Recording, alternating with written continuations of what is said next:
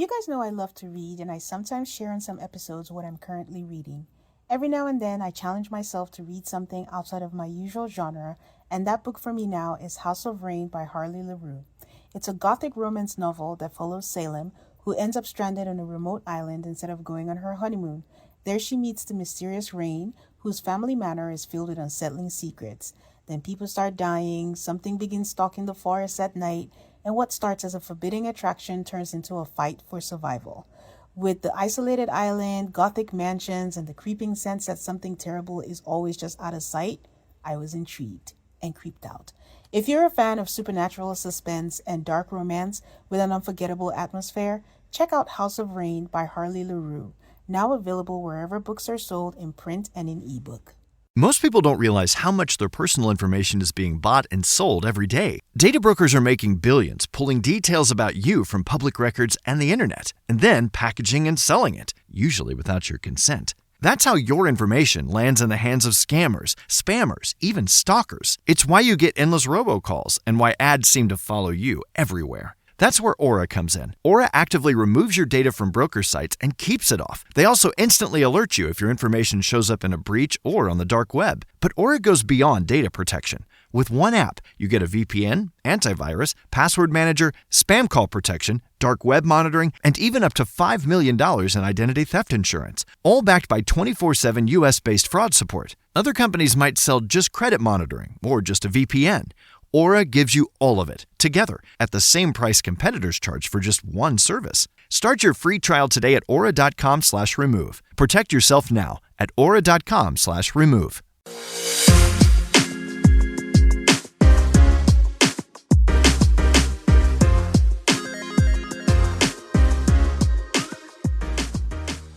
Hello, everybody. Welcome to another episode of Tane Talks. I am your host, Tane, here to talk to you about Married at First Sight, Season 20, Episode 5.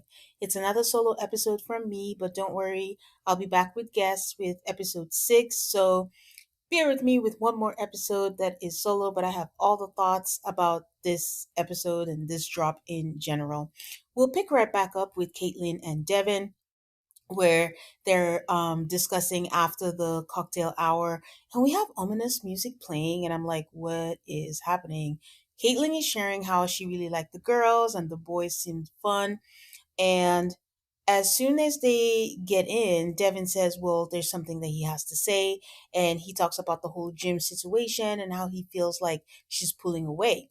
She says that she needs that recharge, and right now in this experiment or this honeymoon, they are 24/7 together, which is not something she did even when she lived with somebody, and she wasn't like this in her last relationship. He says that this is not how he views a relationship. And with no tenderness at all, she says, well, I can't be with you 24/7. I'm going to start to feel smothered. I don't know, you guys, if I'm the only one, but this is driving me really nuts. On a very baseline level, I don't want to hear slow burn. I don't want to hear all of this talk because you signed up for Married at First Sight. What did she think this was going to be? I think that's the whole part where I'm confused. And we're not getting any confessionals where anybody's asking her, what did you expect? We are on season 20 of this show. The format has changed, but not changed that much that we don't know that when you get married to someone, you are going to be on a honeymoon. If you know that is too much and you have not been like that in a previous relationship, why the fuck are you here? Like, this is just really, truly driving me nuts. And I'm also not getting a confessional where she's like, I feel so bad that this is happening. She's really saying it like it's like, how don't you understand that I don't want to be with you? That this and also I just need her to really realize that this is not is the word normal where she's saying like in my last relationship, because if you remember she said in her last relationship he didn't care what she did.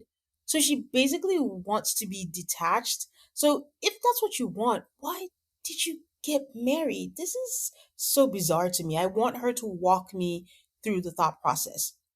He says, I'm not asking you to be with me 24/7. I want to give you your space and give you everything that you need to help you lean into this and to just make you comfortable. And she says, listen, my intentions are pure because I like you. And he was like, oh, I like you as well. And then they cheers to that. and it seems like everything is okay. But the next time we see them, there's another group meetup.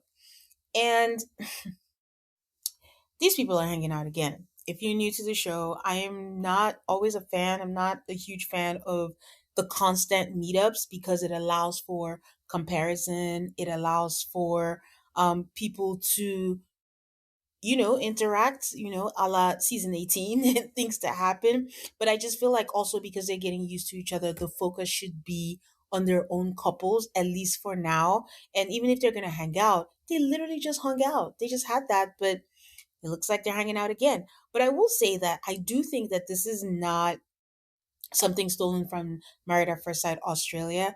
In Married at First Sight Australia, the group does hang out, but they don't show that to us a lot. We hear it like at the dinner party or the group commitment ceremony where they say, "Oh, we were hanging out," or "We went to the bar together." But there's not a lot of like the forced production hangout, all the couples together because they have the commitment ceremony and the dinner party. So, which I think they're doing this season. So I'm like, why do they need to hang out this much? Like, it's too soon as far as I'm concerned. Again, I'm asking a silly question. It is for the drama. But this time their meetup is a pool party and they're hanging out by the pool. And Felipe is telling them that he had to develop a personality because he's only been pretty for 3 years because before that he was ugly. He does ask Nick, like, have you been pretty this whole time? Um, Adam comes in to the pool party with his swim socks on, and he's trying to justify that the socks prevent slipping. And Courtney jokes that he has foot fungus, and she's like, "I'm just kidding." And all the couples are kind of being affectionate, and Devin and Nick are talking about how they haven't kissed their girls. Felipe and Adam are like, "Well, I mean, we kiss all the time." I'm wondering why Mecca and Sean are missing from the conversation. Huh? Why aren't they part of the conversation? So they ask Cameron, and he says, "Yeah, like, I mean, we kiss. Like, I'll just say, like, we have a very strong physical relationship." And then they start doing what boys do. Hey, so I'm guessing they had sex? Still a question mark. I don't know. Again, we seem to have gotten rid of the "did you consummate your marriage?" So I don't know. We'll find out eventually, anyways. So Caitlin is chatting with her sister in misery, Courtney, and saying how Devin is proud of being in touch with his emotions as if it's a bad thing. And she is down to be vulnerable, but it is out of her comfort zone, and she's giving as much as she can. Courtney says that's how she feels, and that she's getting to the point where she needs to make up a lie to get some alone time. I think my problem with Courtney is that she seems to be relishing this while Caitlyn is saying it, even it's still horrible, but while Caitlyn is saying it like I'm not used to this, and that's like a whole deeper problem with Caitlyn, Courtney is saying it almost as if she enjoys just being in this misery and talking about it over and over again and putting Nick down. And it's just so annoying. Like, it's really such a shame and a bad idea that these two are finding common ground this way, because Caitlyn needs to be talking to someone that can give her some sensible advice. Like, it's just always such a shame when some genuine people who are here to really find love, and in this case, Devin, are usually paired up with people who just don't appreciate it. Like, they come in here ready to give their all, and then they pair them up with people who are like, what is wrong with you? Like, why are you doing too much? If only they had a thing called experts. I've said this before that because the honeymoon is such a quick and intimate thing that they're putting these strangers through, like, it doesn't hurt to have experts around or somebody they can talk to have some kind of perspective when situations like this arise. But I guess they think otherwise. So Devin confides in Felipe and Adam and says, like, it's just different from what he pictured. And he tries to see the silver lining and is like, maybe she'll teach me to be independent. Courtney, meanwhile, is saying how Nick wanted to cuddle this morning and she had to lie, that she had the bubble guts. And at this point, this is mean. Like, it's one thing to feel that way, to tell one girlfriend, to tell your producer in the confessionals, but just to keep going on and on and on again, it's like, it's just mean. She says she's going on yet another one-on-one date with him and she just wants to fucking kill herself. And I just need her to really stop saying that, because this is the third time, if I recall correctly, that she's saying this. Like, it's just not okay. like just to throw that around anytime you want to say that, like you want to fucking kill yourself because, oh, God forbid, somebody wants to spend time with you. It's too strong of a sentiment and it just feels inappropriate, to say that. Oh, the woman aggravates my spirit. So Nick says, on the other side, so they're showing what Courtney is saying. They're showing what Nick is saying. Nick is saying, I know she likes me, but I don't know if it's a friend level. And she just never comes to talk to me. Like, I wish she would come talk to me or check on me, but she doesn't do that. But he does say that he wants to course correct to avoid the friend zone. Mecca is talking to Nick. Oh, Mecca and Nick are talking now one on one. And Mecca says that, he started smacking her butt and he knows that she really, really likes him. Mecca, you are crossing into Aries territory where you're just like, oh, she likes me, she likes me, she likes me. And I'm not quite sure what the problem is. Like I said last episode, I don't know where he stands. And it's frustrating because, again, confessionals. Why are we not asking him or why are they not showing us what he thinks about her? He says that she gave the green light to make a move, but he doesn't want to seem like he's thirsty. Yo, uh-uh. I'm confused. What does that mean? She absolutely gave you the green light and said you can proceed with caution. I already scolded her for setting the tone and doing the whole cheek thing at the altar, but we'll move past that. She gave the green light. She's attracted to her. She's attracted to him. If you say you're attracted to her, what why would you seem thirsty for your wife? This is so bizarre. I don't understand this. What is wrong with everyone's thinking this season? Oh, anyways, he says like, okay, his fear is like, what if he messes it up? What if he goes too far? That he's not sure. That he knows he's being pessimistic and he shouldn't. But unfortunately, here we are.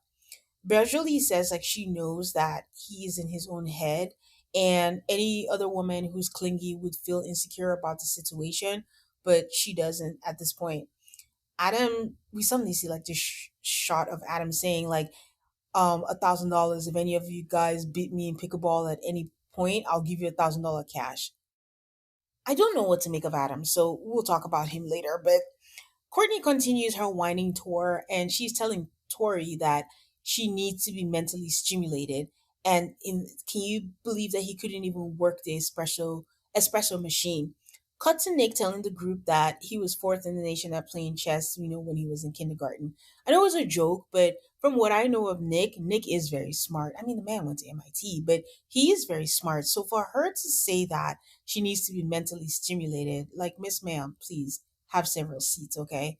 Um, Courtney continues to say, like, I don't want to say it, but he's boring. Like, for example, she's talking to Tori, guys. You know how Felipe could work a room? Like, he's just funny and nice and all of the things that, I just want to bring that out of Nick. And I'm like, okay, like Tori doesn't really react. I mean, she's a mature woman. She's just like, yeah, yeah, I understand. She says she thinks like naturally everything is her fault. That's Courtney. So she's wondering, why, Courtney, why can't you get that out of him? Like, I just saying Nick doesn't have a personality is so wild to me because you can say many things about Nick, but to say he doesn't have a personality is insane. It is a take right here. Well, unfortunately, Tori does not give her good advice and is all like, you have to respect your feelings first and foremost, or else shit will go downhill. And I just wish everyone would remember that feelings are not facts. And I'm not quite sure why Courtney thinks herself to be a ball of personality. She's just a ball of nervous energy that makes no damn sense. So it's not fun to watch her because this is what the third person that this is excluding the confessionals that she's whining about this whole thing. Like, talk to Nick. Why are you talking to everybody else and putting him down instead of even trying to figure out or trying to get accountability? Like, okay, this is what I've been doing. If I need to do something different and why I signed up for the show, what can I do better? How can I push myself outside of my comfort zone? But also, can we just wrap this up? Like, I don't know if you guys remember, Nick lives in Austin. This is a joke. I just wonder if they're gonna bring it up on the show later on. We're gonna talk about Michelle, where they talk about him living in Portland. So at least that was brought up. I don't know if they're gonna bring this up that he doesn't live here, but what are we doing? You know. But back to Devin and Caitlin. The pool party is over, so back to Devin and Caitlin. They show all the different couples doing different activities, and they're doing salsa dancing, and Devin is loving it. He's in close contact with her. He's all like, Caitlin is giving me looks that she's scrunching her nose at me. And Devin love a woman giving him looks. He said the same thing about Sydney Sweeney looking up at him with puppy dog eyes. So the man likes his looks. He says like he can't help himself, that he's a lover boy, but he doesn't want to scare her away. And I felt so bad for him. Like he's so full of happiness that he's being matched with someone, and he kind of has to temper it down because he's with someone who says she's going to feel smothered. So also it's safe to assume that the man loves to dance. Like, it's another time that we're seeing him dance. So we see a selfie cam of Caitlyn saying how Devin felt like she didn't want to do anything with him when they went to the water park, and it feels like he's not getting what he wants from her, and she's just exhausted. Oh my god, it must be so hard to have a husband who wants me. So exhausting. She says like he wants a lot of validation, and she doesn't know if it's at the level of what she's able to ever give him, and it's discouraging. So we see them beginning to pack because the honeymoon is ending and it's over, and she just mentions like she's looking forward to talking to Dr. Lisa for perspective, and he says yeah. And then we see Devin's luggage on the bed, and guys, my fellow day oneers, is this the first luggage on the bed of the season that we are seeing? It's the one that I recall, but correct me if I'm wrong. So he says he feels rejected, but he doesn't want to give up on their relationship. So I guess when they go back, they are going to be talking with Dr. Lisa, and we will see how she does. Like, I'm curious to see, like, you guys know, I'm not completely sold on her yet, but I want to see how she does when it comes to giving counseling to the couples, just to see what her style is like. Is it going to be more like a Dr. Pia? Is it going to be like a Dr. Pepper? No one is like Pastor Cal. So it'll be interesting to see what it would be like. Okay, I will take a break and I will be right back. Most people don't realize how much their personal information is being bought and sold every day. Data brokers are making billions pulling details about you from public records and the internet, and then packaging and selling it, usually without your consent. That's how your information lands in the hands of scammers, spammers, even stalkers. It's why you get endless robocalls and why ads seem to follow you everywhere. That's where Aura comes in. Aura actively removes your data from broker sites and keeps it off. They also instantly alert you if your information shows up in a breach or on the dark web. But Aura goes beyond data protection. With one app, you get a VPN, antivirus, password manager, spam call protection, dark web monitoring, and even up to $5 million in identity theft insurance, all backed by 24/7 US-based fraud support. Other companies might sell just credit monitoring or just a VPN. Aura gives you all of it, together, at the same price competitors charge for just one service. Start your free trial today at aura.com/remove. Protect yourself now at aura.com/remove. Okay, so after the pool party, Nick and Courtney are on a boat. And once again, they are trying to think of a game that they can play. They end up with a would you rather game, and I'm like, guys, just talk. I don't know why we are going out of our way to think of games. Nick shares that he talked to Mecca the most because she asked him, who did you bond with the most? Who did you talk to the most? And Nick shares that he talks to Mecca the most, and because they're in the same place and they're both unsure of where their relationships are headed romantically, and he's not sure where she stands, she being Courtney. Courtney says like she felt bad that she's not into it when he was cuddling her, and she felt bad because she will be a slow burn. Ugh, burn it to the ground. She says like also she's not a mushy mushy girl and she's sorry. I'm saying this like quite regularly, I think, but you have to imagine this if you watch the show, how Courtney is saying it. She speaks very frantically. Like she's just like, yeah, I just feel so bad. You were trying to cuddle me, and then it felt so bad. And then I'm a slow burn, but I'm not a mushy girl. I'm so sorry. I'm a mushy girl. Like it's just a mile a minute where Nick can even jump in to say anything. He says, like, the thing is, at first I didn't want to cuddle you, but as the days in the last couple of days, I've been feeling like I do want to cuddle you, so I'm just like going for it. She says that she is allegedly a goofy person and that they need to do more playful stuff. Again, she is talking to Nick. This is blowing my mind. She says that she's not comfortable expressing what she thinks is missing. And then she has this dramatic pause, and then she starts crying. And I'm a terrible human being. I'm rolling my eyes. I'm like, get to the point. I don't. This whole thing of like, you're doing something, you're being mean, and then you're crying. What are we supposed to be feeling bad about? Like, what are you crying for? Make your point and have this conversation. So she's like, oh, the thing is, like, in the past, I would rather you be happy, like, other people be happy, and it feels weird than me being happy. So now it feels so awkward saying what I need. And then she stops and she's like, okay, I feel good. I got that out the system. That's okay. And then she just keeps going. And she's like, I feel good. But, I go up, I go down, but it's okay because I'm a girl. Sorry, you have to deal with that. And I'm like, what just happened right now? I can't imagine what Nick is thinking, and I'm pretty sure we got an edited version. So what is this? This is why she was matched, because she's a character. We should have believed her when in the beginning she said, maybe I am the problem. It would appear, based on episode 5, yes indeed, Courtney, you may be the problem. So um Nick brings her back and was like, "Oh, we got off track for a second. Like, you talked about being playful." And her example is for him, like, there was a time that we were like by the pool, like, you could just throw me in the pool. And I'm like, what how? How is that an example? Which is something she said in a confessional, and I really thought she was like half kidding and exaggerating, where she's like she's so bored that she might have to throw him in the pool or something like to that effect. And he says like he's being so cautious to the point where he's stifling that part of him. And she pivots again and is like, oh, so about while we're talking about all the things, let's talk about the reality TV stuff. Like, what was your headspace, going into this? And he talks about being married and that he would rather that there were no cameras, that he was just excited about this because it was the potential of him finding the love of his life. I could be wrong, but I don't think he answered the question. My understanding was that she was asking why he got into the reality stuff and doing multiple shows. Yes, potentially finding the love of your life answers why you said yes to Married at First Sight, but it doesn't answer why you did all the other shows.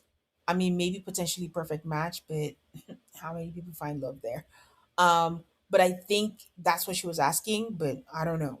I don't think he truly explained why he decided to do all these shows and stay in the reality realm. Was he just looking? I know he said last episode he was trying to see the non-academic, but has the itch been scratched? Do you still want to do it? Is there some kind of end goal or end game? Like, I don't know. Is he still working the 9 to 5? If he is he remote? Because again, the man lives in Austin. But I digress. He says, like, they started off married, so there's no flirtiness. So they have to figure out how to insert that in. And she's like, yeah, I can do that. I can do that. So they had a good talk and they decide to work on that. Fast forward a little bit later, they are at the final dinner. It is the final dinner of the honeymoon because they're headed back home. And they're talking about things they're going to do when they get back. And she says she's looking to find a good sushi spot. He's mentioning, like, this is the closest we might actually get because he's like, oh, when I lived in Seattle, there's a place, blah, blah, blah, blah, blah. And she said, is it close to something about Paramount Theater? And then she says, is it related to Paramount Studios? He's like, what do you mean? And it becomes a thing and they're going back and forth. And I'm like, oh, these people are learning each other, but this is also like giving me a headache. So he says, like, he learned a lot about her. And based on the wedding, he thought they would be more jokey. But, they're doing better now. And he loves the way that she communicates. And she's like, okay, communication, you like that. Good. Okay. So she says that the boat was a breakthrough for them, that she does believe that they are compatible, and she tells him that she's so happy they're doing this together and she loves it. Do I believe it? No. So we shall see. They don't have chemistry, guys. I don't know how they're going to find it, but they do not have chemistry. So we'll see how that plays out.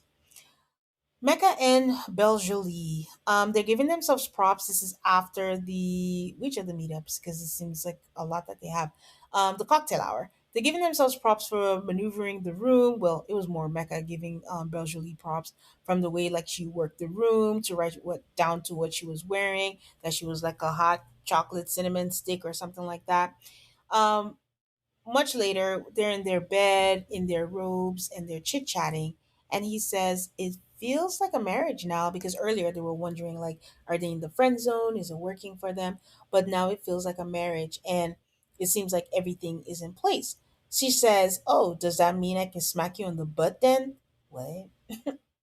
Excuse me? Mecca told us that he could smack her on the butt.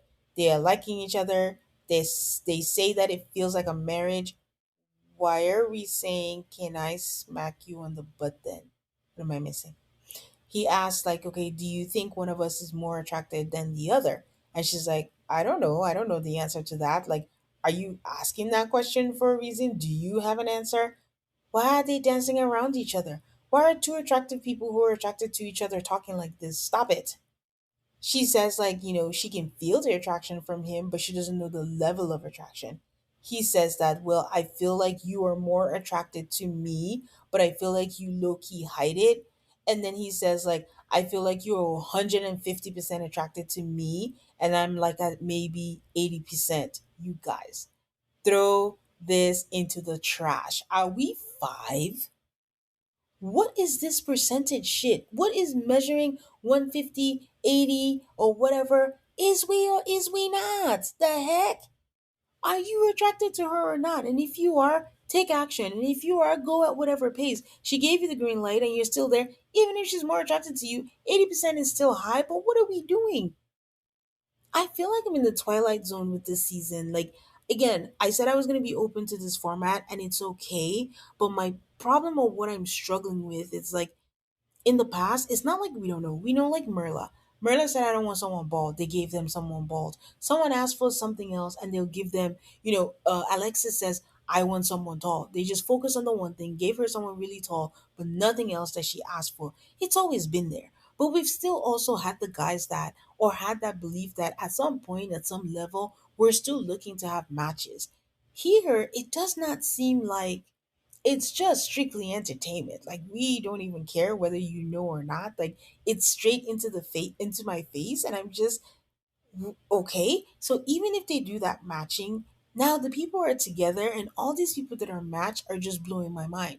Telling me I don't want to be with someone 24/7, saying that someone is crazy. We're going to get another one saying commitment scares me and you signed up like were they forced into doing this? So all of it is just all together combined driving me insane, you know? So in the confessional, Berjolie says like that is not what you want to hear as a woman. And she says, like, I don't care what it is, like there is something wrong with that. And I have to agree with her. Like if you're attracted to someone, what are we doing? The 150, the 80, the what? Like stop it. That is not cute, not sexy, and he doesn't stop there. He continues like, okay, I don't even really think that you're a 150 because if you were, you're not even acting accordingly like someone who's attracted at that level. So I think maybe it's 80/60. She's at 80 and he's at 60. So not only has he reduced the percentage, he's still going on with this percentage talk. She says she doesn't care what it is, that she cannot be the one more attracted to him. And this is a confessional. And that tells her that she needs to dial back because she can't be out here looking crazy. So she's not going to do that. And I'm like, that's unfortunate because all this talk, they need to do less talking and more getting out of the friend zone, please. She says that sometimes she wonders if she's embarrassing herself. And I'm like, it's not Love Island. I'm kidding. But I do get where she's coming from, like, but her emotions should not be based on this. I am judging these people differently in the fact that when they say these things, it is not a normal scenario.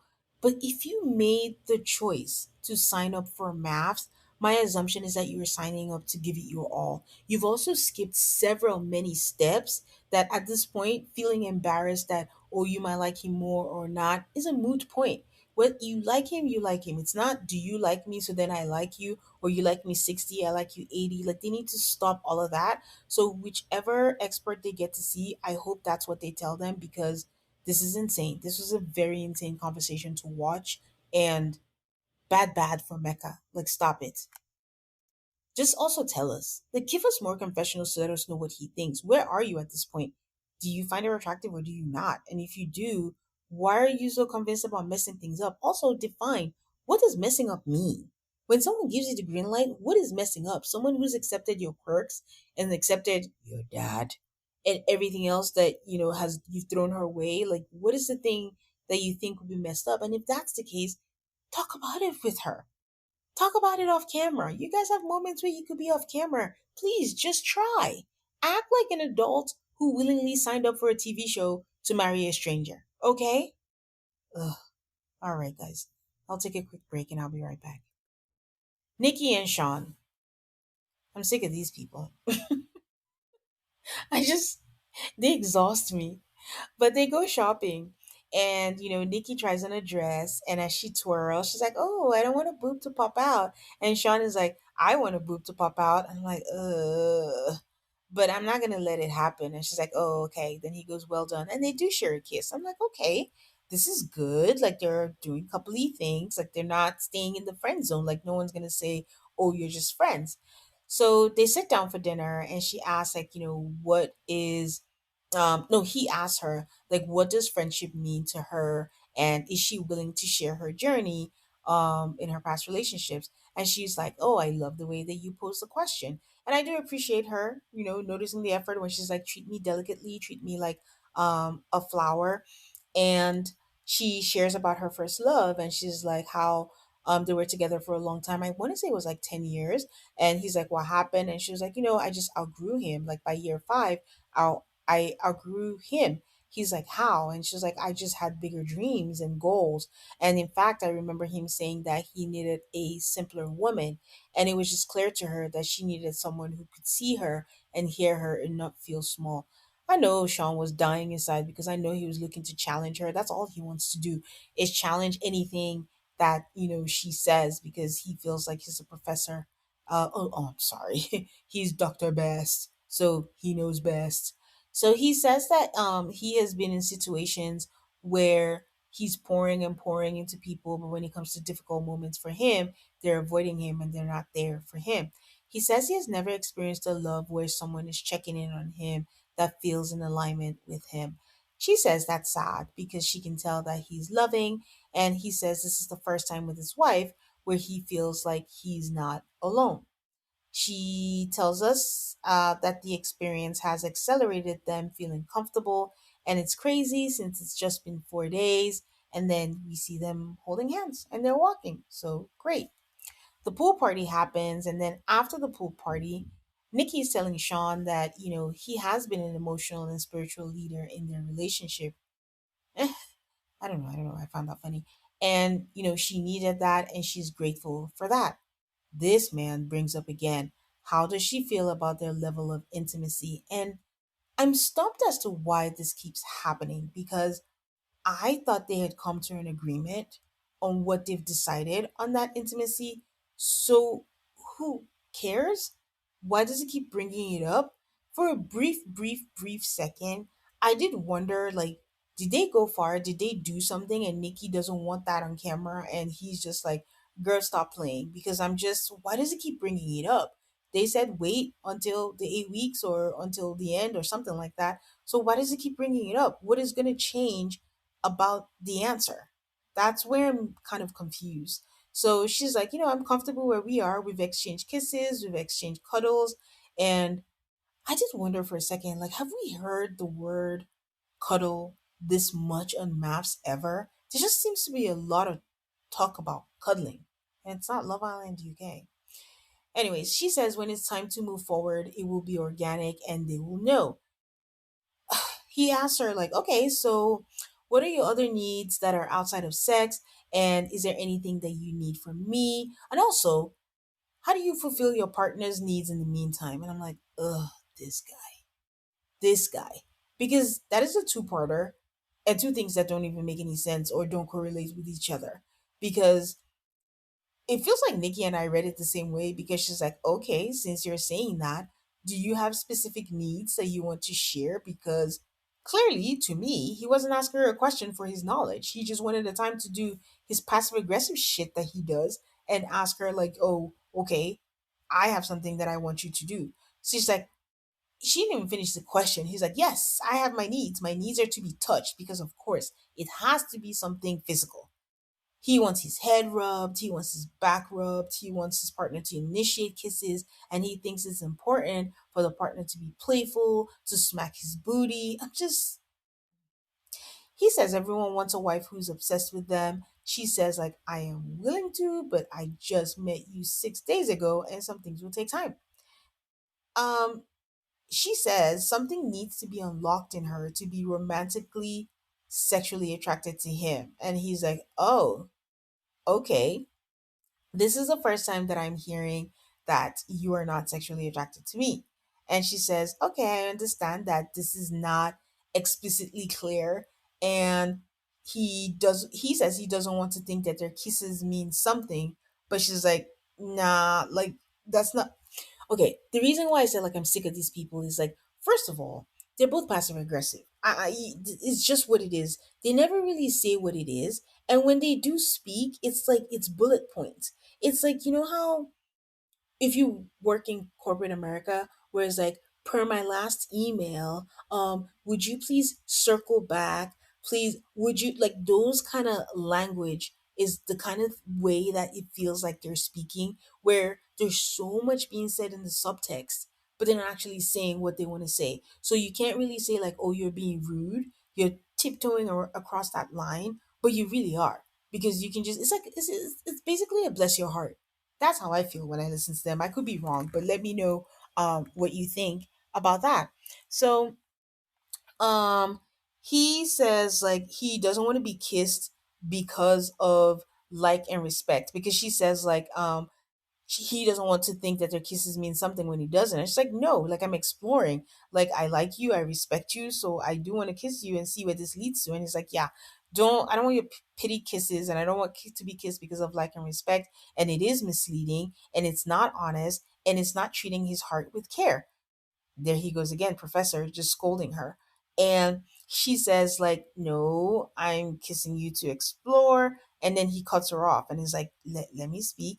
And says, if it's growing, I can accept that. And she's like, do you? Do you accept that? And then she tries to talk, and then he cuts her off, and then she does the same. He says to let me finish again. And he says there have been times when this is where this man gets really, like, odd. Like, he just says creepy things, like he's a teenager. He says there have been times when I've been on top, I've been on the side, I've kissed you with tongue and with food in mouth, and it felt like sexual moments, and I'm reacting physically. I'm sick of this man, because basically he's saying that he had an erection, and I guess he's just finding the best way to say it and just trying to get her to make her point. He says, I do think there's sexual chemistry. And she says, like, okay, what I'm hearing is, like, I shouldn't explore because you're reacting physically. And I'm like, again, is this some kind of language that I don't understand what they're saying? Is there something off camera that we don't know? And he's kind of threatening to out it. And she's like, stop it right now. And they're speaking a whole other language, because what is this conversation? What is this conversation? In the confessional, he says, girl, stop playing. Like, she wants to act like she's not attracted to me. Girl, stop. Like, she tongued me down with food in her mouth. What? How is that even possible? Like, ew. But, one thing about Sean Best, he is confident. You cannot take that away from him. So he's convinced that Nikki wants him, Nikki likes him, Nikki's attracted to him, and she's fronting for the cameras. I don't know why she would do that, but okay. He says that he's open to exploring and that he would trust that as his wife, you are going to make it possible for us to be in alignment. What is that line, guys? This passive aggressive thing, like, what is that line? You cannot keep talking to her like you're admonishing her. Anyways, he says, I look forward to where the next 6 days lead us. And I'm like, is this like a timing thing? Was this the beginning of the honeymoon? What is the next 6 days? Like, what does that mean? Why six? What's happening, babe? That's it with them. They're stressful. They're very, very stressful. We move on to Cameron and Michelle, and I know I've been saying like they're giving me nothing, and giving nothing is not always a bad thing. If you're a boring couple and you like each other, hey, that works. They had a Mayan ceremony and they share that, they kissed on the lips and they laugh about it. And Cameron brings up and mentions, how do you feel that I don't live in Seattle and I live in Portland? I don't know if you guys remember, but when I was wondering, I think when it was announced, I can't remember when I talked about it, when I was saying, like, how is this going to work? Because Kinetic also did Love is Blind in Seattle, and they didn't have enough people, and they had some people who were from Portland. I want to say Kwame was from Portland, and Brett was from Portland. So it's just a little unfair to those who think that everyone is going to be in the same city and then you find out that, oh wait, they're not in the same city. Like, we're playing house, but at some point now, on top of everything else, you have to think about relocating. So he says he needs to be there till the end of the season in March, and basketball gives him purpose and joy, so it's not something that he can give up. And there's only so many colleges that he can work at, so he can't always dictate where he wants to live. He does ask her if she's open to living in different places, and she's like, basically it was no, but I think she just kind of made it nice. She says she prefers Seattle more than Portland, and he was like, the big question is, can you leave your parents? And she's like, I think especially when we have kids, it's ideal to be close to the parents. So he asked, so when would you want to start to have kids? And she says, well, I can't right now, like, after surgery. Once I told you I have to have another surgery, and once I have that surgery, I can't do anything until after a year. And he's like, yeah, that's fine. Like, I feel like I need more time to get to know my wife and, to spend time with her. He says that it's a huge change since she's on a tight timeline of having kids. She says that she's 34, so she'd rather, start early and doesn't want to be a mom at 45. He tells her to her face that there are flashes of just run in his brain when he thinks about marriage and having kids, and he does get scared. And he wonders if the old him will just be gone. And she says, well, I mean, if you feel like you need more space or you need your independent and your independence is intruded on, then just let me know. So the pool party happens, and this is them after the pool party. She shares with him that, it's just been a few days, but she feels closer to him, and they've had so many good talks. And she normally would not have this kind of conversation until much, much later with people that she dated. He says it's hard to talk about how he feels, but change is really hard for him. And this whole thing is uncomfortable for him. And it's just a lot to talk about kids and marriage. And he just keeps wondering, will he be trapped? Y'all had to keep checking that he was saying this to her face, and he absolutely was dead ass being serious. And I'm like, okay, I mean, you do have to be honest. But like I said earlier, did he know what show he signed up for, that it was Married at First Sight and the first word is married? I don't understand these people. I really don't. So she says, like, this information that she's getting tells her that he values his independence. He says it again, that sometimes it makes him want to run for the hills. And I'm like, okay, once was okay, but now you keep saying it to her face, and this is getting really annoying. Like, what is your point here? What is your end goal? She tells him and she asks him, if commitment is so scary, how did you end up on Married at First Sight? And I'm like, yes, girl, ask this question. And I do wish she asked him with a straight face and in all seriousness, not while laughing, because it's not a joking matter. I need to understand what this man was thinking doing this. He says it's a good question to ask, and it's the thing that his mind is telling him two different things. He knows deep down that marriage will enhance his life, but every now and then the doubts creep in. He says he hasn't run because of her, that he really does like her, that he enjoys her, and her optimism is infectious. Okay, this turned this around for me, and this is so nice. It is one thing when you ask someone what they like about someone, and it's not like, oh, your eyes, or your smile, or you're pretty. He was very specific about her, and I enjoyed the compliments that he gave her, and just saying like her optimism is infectious and all of that stuff. So she says that commitment is a choice, that it doesn't necessarily have to be a sacrifice. On the last day, while everyone is packing to leave, Cameron comes in with their laundry and, says like he can be handy too. They talk about living together, and he's like, "Are you freaked out?" And she's like, "Nope, I'm not freaked out. I've lived with two boyfriends. He's never lived with someone." So she asks him for specific things that are going to annoy her. And she's like, "Clean up your hair after shaving. Make sure you take the trash out when it's full." He's like, "I'll take that as my duty." He asks if her dog sheds, and she says yes. And he goes, "That will annoy me, but I just have to prepare myself to vacuum every day."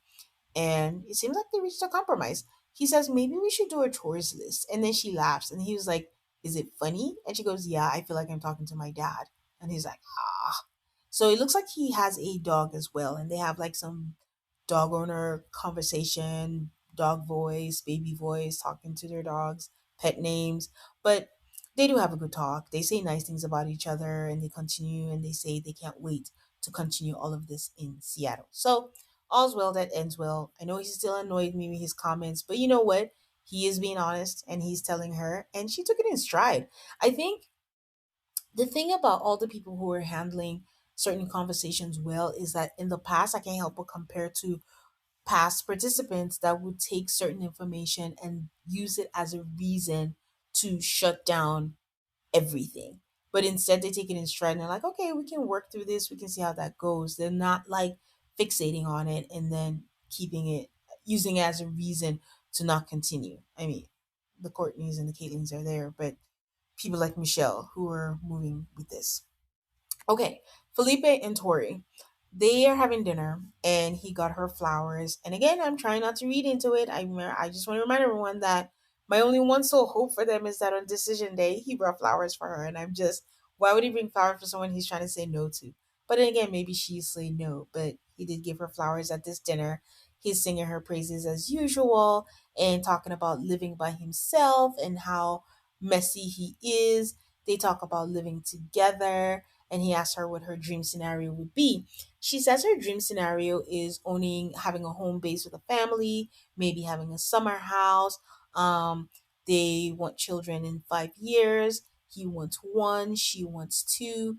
He says that he wants the children to be multicultural and they will definitely speak his language. That currently he knows three, and he's going to try to learn four. I don't know, guys. Keep me honest if I missed this. I'm wondering if Tori shared anything about her culture and that's what he's referring to as the fourth, or is he just learning another language that he wants to pass down to the children? So someone share that with me because she didn't respond by saying whatever that was. So he says he loves being near her and that she has already taken so much space in his heart, even though it's only been a week.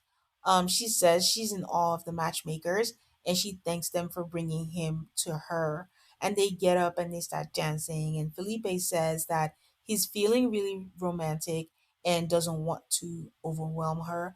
But he does tell her, like, he wondered if he was good enough for her, but he does think that they can do it. And she says, "I think we have a good shot." And then they kiss. Very nice. Very sweet. Still in shock. It is Felipe, the guy. They knew what they were doing when they did that sneak peek and introduced us to Felipe, Adam, and Courtney. You know? Speaking of Adam and Marissa, Adam says like he likes the way that she rubs her hand on his leg and he wants her to feel loved. There's a whole rub it harder, she's like later, all thing. Good for them. I guess the sexual chemistry is there. So you know how I described Felipe and I said Taurus's and Taurus kiss on the last episode. Adam and Marissa have something like that where they kiss each other and it just stayed for so long that it looked like a freeze frame. It's the last day in Mexico, so they are go on a double date with Devin and Caitlin. They go to a water park, and I guess the idea is for them to rub off on Caitlyn. I don't know. Along with Adam's swim socks, don't forget. Devin says like the way Adam and Marissa act around each other looks good and fun, and he's craving that. He wants her to give compliments. He wants Caitlyn to touch him, and it feels like he's too much, and his cup is empty. Back to Adam and Marissa. They are at dinner, and she does the taste test again. I still think it's cute. I don't know if everyone thinks that way. I think that's going to become their thing. He does ask her to do the taste test, but I'm like, if you ask for non-alcoholic, do you think they're gonna slip alcohol into it? Like, unless he's encountered many mistakes, I don't know. But they're also a babe couple. They babe each other to death. More so Adam than Marissa. She says like they have like this cool thing that their margaritas or whatever is in. And she says she wished they had a registry so they could get cool stuff like this. So he does a cheers. He says cheers to jet ski and love. And she goes, oh, that's so cute. I'm like, oh my God, this jet ski obsession. But Adam and the babe, so good, babe. Thanks, babe. Yeah, babe, try a bite. This caveman, he doesn't even cut his steak. He just picks it up and just bites into it. Just puts his head back and bites into it and holds it like a handheld burger or something like that. So he's like, so babe, what's the highlight of the honeymoon, babe? And she's like hanging out with the other couples. He asked if there's one couple that if there was one couple that she had to send home, who would it be? And she's like, no one. But he's like, and she doesn't want to send anyone home. But she's like, how about you? Who would you send home? He's like, it's my boy Devin because he's putting himself out there and she's so reserved. He says it's like skiing. You can start at a jump, but then if you change your mind, that's how you get hurt. I'm like, okay, bro, now focus on your own couple. Marissa, as always, is agreeing with him. Then she's like, okay, but like when we get back, that we're going to do couples therapy. And don't you think they can work through this? And he's like, nah, they're cooked. Like, this guy's so broy. I've never seen anything like it. She asks what it would be like to live with him, and he says, just have fun. And switches to, so you come back from work and you're stressed and you've had a long day. What is the hottest thing that I can wear for you? She's like an apron. And he says, pants or no pants. And she's like, it might be dangerous for you to not wear pants. And he goes, oh yeah, it might be dicey. He asks her what she thinks they would fight about, and she says, I think him liking jet skis over her and and her getting jealous, and he kind of compares it to like having a kid, and I'm like, okay, someone check on this man. The obsession with jet ski I don't think is normal. It doesn't make any sense. I'm sure he wishes he had a jet ski cake or something at his wedding. So he says that one of his exes hated that he said the word bro too much. You guys, I burst out laughing because this has been my complaints about him. He's like, he's so broy and is just always broing. And he's like, this is something that his ex just complained because she was a little confused. She was like, "Oh, that you bro or what?" It's like, "No, that I just say the word bro a lot."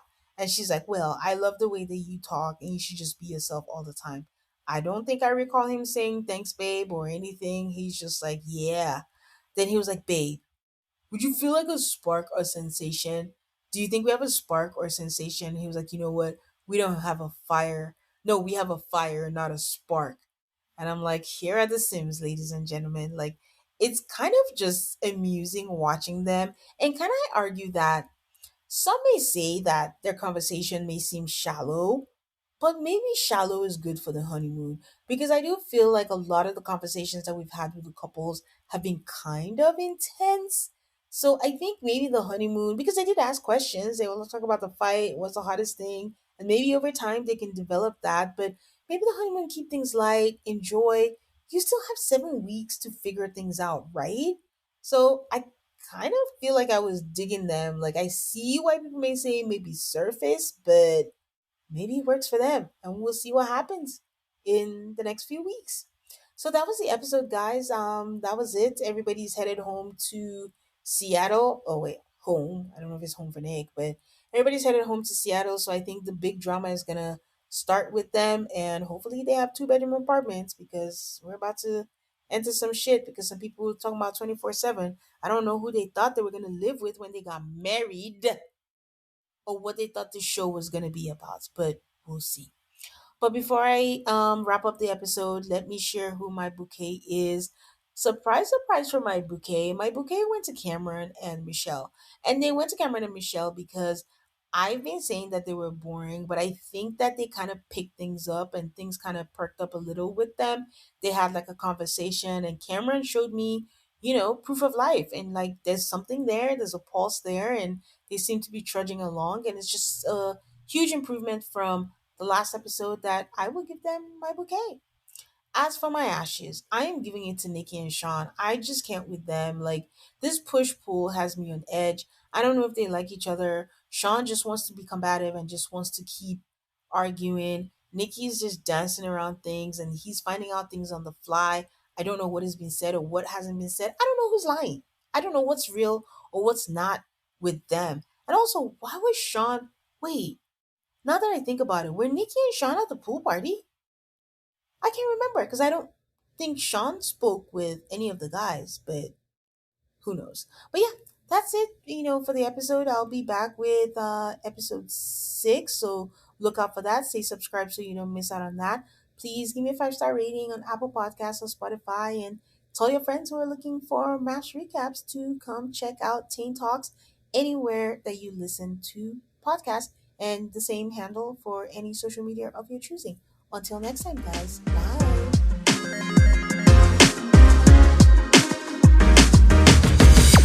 Five, four, three, two, one. Tane Talks. Most people don't realize how much their personal information is being bought and sold every day. Data brokers are making billions, pulling details about you from public records and the internet, and then packaging and selling it, usually without your consent. That's how your information lands in the hands of scammers, spammers, even stalkers. It's why you get endless robocalls and why ads seem to follow you everywhere. That's where Aura comes in. Aura actively removes your data from broker sites and keeps it off. They also instantly alert you if your information shows up in a breach or on the dark web. But Aura goes beyond data protection. With one app, you get a VPN, antivirus, password manager, spam call protection, dark web monitoring, and even up to $5 million in identity theft insurance, all backed by 24/7 US-based fraud support. Other companies might sell just credit monitoring or just a VPN. Aura gives you all of it, together, at the same price competitors charge for just one service. Start your free trial today at aura.com/remove. Protect yourself now at aura.com/remove.